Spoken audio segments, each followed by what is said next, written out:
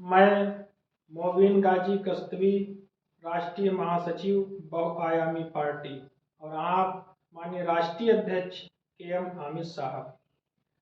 साथियों, मैं अपने भारतवासियों से कुछ गुफ्तगू करना चाहता हूँ। साथियों, 1947 में हमारा देश आज़ाद हुआ, अंग्रेज की वापसी हो गई, देश में लोकतांत्रिक सरकार का गठन हुआ।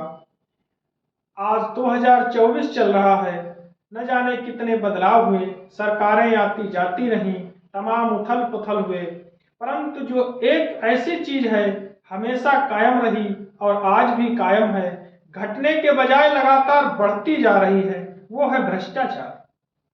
साथियों, जिस तरह से 2010 में भी किसी छोटे से काम के लिए एक लेखपाल रिश्वत लेता था, जिस तरह 2012 में भी छोटे से काम के लिए भी थाने में दरोगा रिश्वत लेता था, जिस तरह 2014 में रिश्वत का पूरी तरह से चलन था, जिस तरह से बड़े अधिकारी छोटे कर्मचारियों से लिफाफे में पैसा लेते थे, उसी तरह से आज 2024 में भी लिया जा रहा है।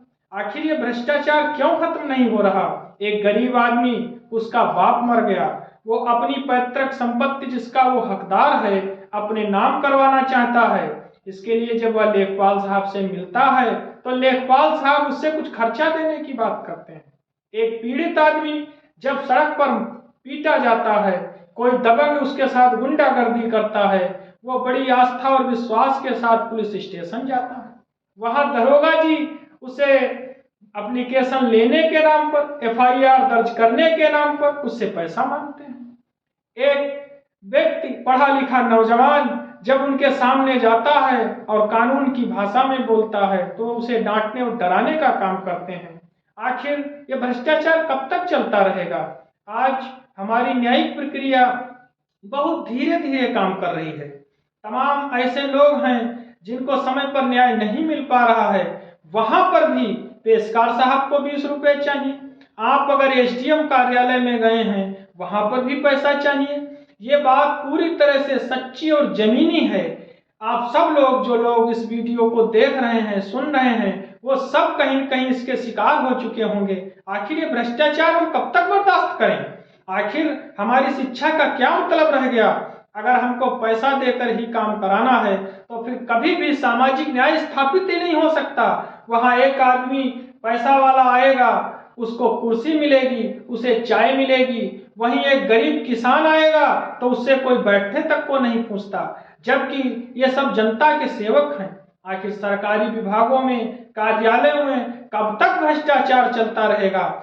इस भ्रष्टाचार के खिलाफ और पूरी तरह से इस भ्रष्टाचार को खत्म करने के लिए हमारी पार्टी ने एक विशाल अभियान शुरू करने का संकल्प लिया है और हम इस भ्रष्टाचार को जड़ से मिटाकर ही मानेंगे।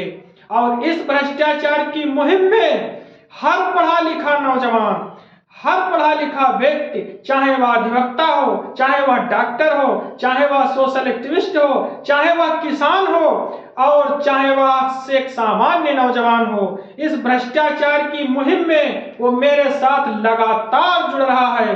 हजारों लोग इस भ्रष्टाचार के खिलाफ हमारी मुहिम में हमारे साथ कंधे से कंधा मिलाकर चल रहे हैं और हम 10 साल के अंदर अगर हमें पूरा इसी तरह से समर्थन मिलता रहा तो हर स्तर के भ्रष्टाचार को खत्म करने का प्रयास करेंगे और भ्रष्टाचार से हम अपनी भोली भाली जनता को मुक्ति अवश्य दिलाएंगे और अवश्य दिलाएंगे। बस आप विश्वास करें और हमारा इसी तरह से साथ देते रहें। धन्यवाद। हम अपने महासचिव की बात से 100% इत्तेफाक रखते हैं। साथियों, बड़ा प्रश्न यह बनता है कि आप भ्रष्टाचार को किस तरीके से खड़ा करने वाले हैं या समाप्त करने वाले हैं। निश्चित तौर पर आपको पता होगा कि बहुआयामी दल के द्वारा समय समय पर यह कहा गया है कि हर समस्या का समाधान हम लोग वैज्ञानिक दृष्टिकोण से निकालने की कोशिश कर रहे हैं कि कोई भी समस्या पनपी है उसको वैज्ञानिक तौर तरीके से, दृष्टिकोण से कैसे समाप्त किया जाए।